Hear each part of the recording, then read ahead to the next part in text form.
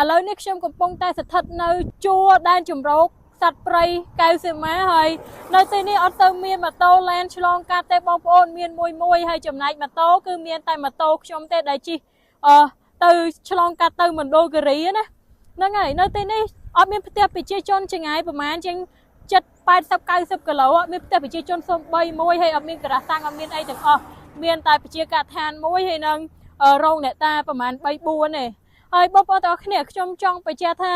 មុននឹងឆ្លងកាត់ខេត្តមណ្ឌលគិរីនេះដោយម៉ូតូបងប្អូនគួរតែចាក់សាំងឲ្យពេញទៅព្រោះថា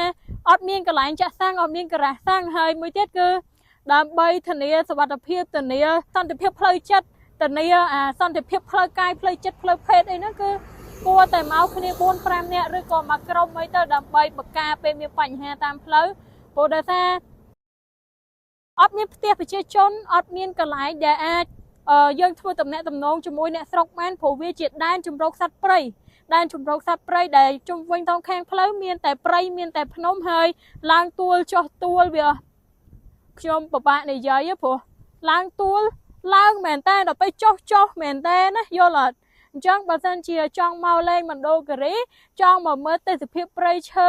គឺយើងគួរតែមកជាក្រុមបើសិនជាជិះម៉ូតូមកជាក្រុមទៅហើយបើជិះឡានក៏គួរតែមកជាក្រុមដែរព្រោះដើម្បីបង្ការសុវត្ថិភាពរបស់យើង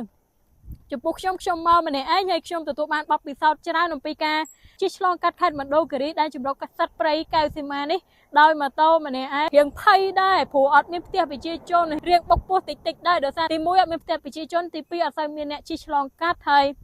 ទី3ខ្ញុំបារម្ភអំពីបញ្ហាម៉ូតូដែរប៉ុន្តែអត់អីទេដោយសារតែខ្ញុំមានគ្រឿងសម្រាប់សគួរពេលមានបញ្ហាតាមផ្លូវហើយណោះអញ្ចឹង